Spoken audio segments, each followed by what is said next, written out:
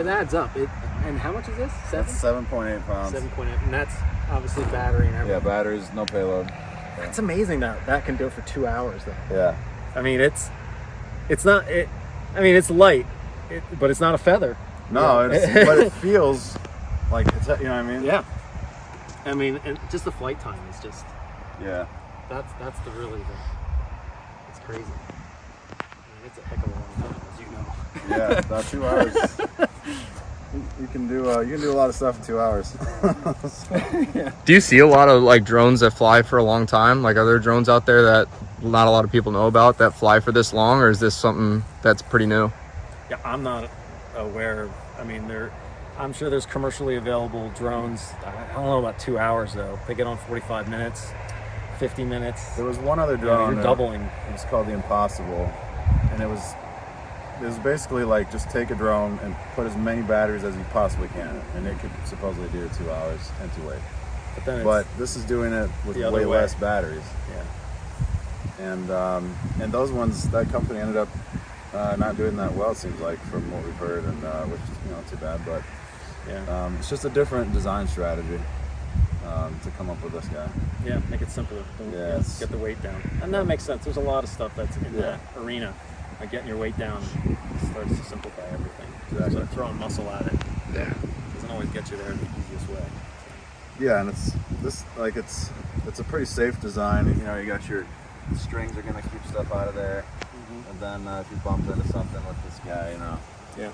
So, and that was one of the rules in the FAA. They wanted shrouded props to fly over people, and usually the shroud is kind of an add-on, which adds weight and it's annoying and it doesn't really do anything, type of thing. So here it's integrated. It's actually helping you.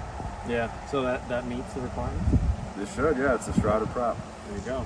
So That's another good way to do it. Yeah. It's not adding a ton of Yeah.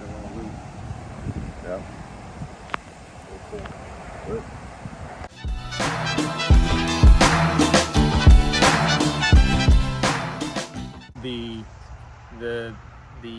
The PI and D are related, right? Yeah.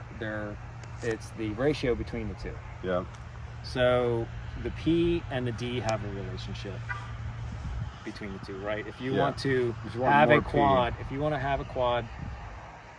say it has a bounce, like you give it a stepped input and it has like a bounce and then it comes back. Yeah. Like that they call it bounce back, right? A little bit of bounce back after a stepped input.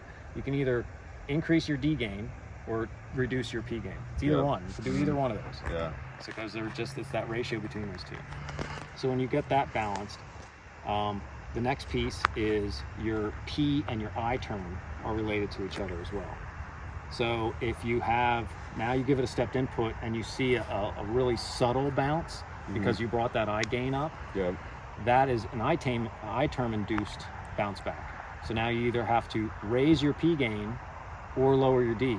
But if you mess with the P, you got to take the D along for the ride, right? Yeah. Once you find that ratio between the P and the D, they're locked together. Yeah. So if you bring the P up, you got to bring the D up. If you take the P down, you got to bring the D down and keep that ratio.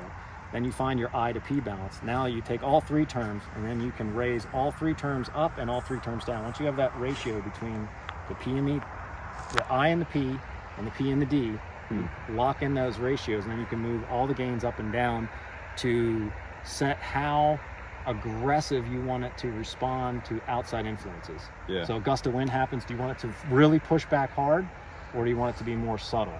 And a lot of times with tuning like GPS, the navigation modes, you a lot of times want it to be subtle. You don't want a gust of wind to happen and this thing really, you want it to kind of get pushed a little bit and then mosey back. You don't want it to be too aggressive, especially if you're doing a lot of proximity stuff.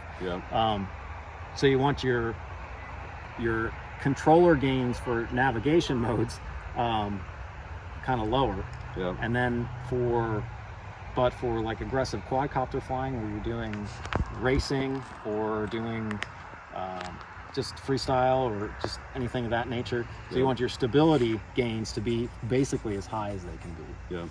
And then the height or the magnitude of all the gains together is really controlled by how much you're filtering your PID or your gyro signal coming in.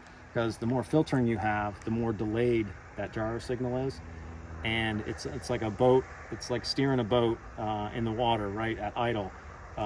When that gyro signal is really delayed input, you can get a lot of overcorrection. Yep. So a lot of filtering means it's super delayed. It's almost like putting that boat down at idle.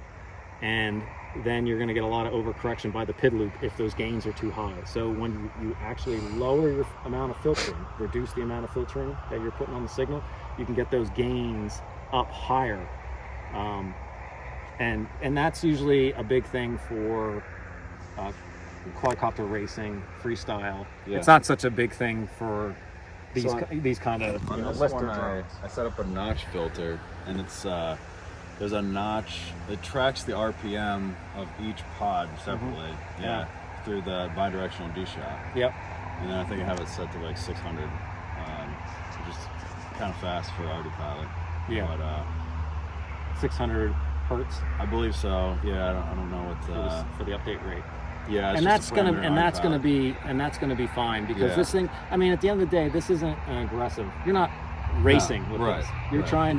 trying to you want probably a decent amount of filtering, just Yeah. because it's 3D printed, and it's just not it's a lifter. It's Yeah. not a racer. Right. So you gotta meet those and you're looking for nice high flight time. So that's the other piece. The higher the gains are, if you reduce filtering too much, or the higher gains, obviously your PID sum is bouncing all over Yeah, the place. right. Well, that's going to consume, your motors can't update that fast. Yep. So what does it convert that? The ESC is trying to drive the motor up and then down, and then up and then down. The motor's not even moving at all in speed differential, so it converts that battery to heat, Yep. and it's wasted energy. I ran into that on the test stand. They've come up with a script in Arty Pilot. It's called the Quick Tune, and all it does is it takes each parameter. I think it starts with D, and it just increases it until it measures an oscillation, like 1 to 3 hertz. Yep. But this thing has such high moments of inertia that it was never going to get enough of an oscillation to measure. Yeah.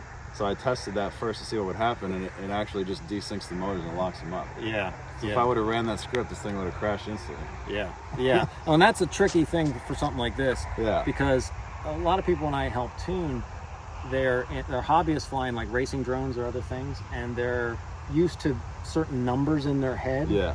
Right. And it's like, you got something like this, like throw all those numbers out, Yeah, there's or no take numbers everything, anyway. divide it by 4, Yeah. because the numbers are way lower for your filtering is going to be super low. Yep. Like not the hertz that you're setting the filters at are going to be really low compared to like a conventional, like a cine lifter or something like that. Exactly. Fiberglass frame. So. Yeah, so I basically tuned it pretty much as aggressive for each parameter as I could. The only Arty Pilot, at least for manually tuning, I recommend you set I equal to P. Yeah. So that's what I did. So you have like a 1-to-1 ratio, Yeah. P and I. Yeah. But I basically cranked up D until, it was kind of at the optimal point, and then You just bring P up until you Yeah, get a little bit of exactly. bounce back, and then okay, well, I'm too far for that. And then Yeah. if you're bringing the I mean, the higher I, the better. Yeah. You just got to worry about the wind up. So if you're not getting Yeah. wind up, then you're good. Yeah, and then they have a time constant, like a pilot input feel kind of deal, and I detune that. Yeah. So then it flies, kind of smoother. Yeah, exactly. So- Rates. Yeah, Yeah. rates. Exactly. So, Yep, yeah, definitely unique. I mean, it's just those principles. exactly. But Very I good. help a lot of people out with it. Yeah. To me, it's simple. Yeah. But people need help. So. Well, I definitely learned a lot doing the tuning. Yeah. I've seen the tune on paper. I've run it through MATLAB and Simulink and all that, but actually doing it on a new platform, you learn something new. So Yeah, absolutely. that was cool going through that manually. Well, and the system is unique, right? So the system input, the reaction it's getting is going to be unique to every Yeah. configuration or different. As this evolves, you might need a little changes and tweaks. It's hard to really have a Yeah. system model in a computer that can model exactly what's happening in reality. That's right definitely true. there. Yeah. So awesome. Well, again, thanks for having us out. Yeah. Thanks for coming out.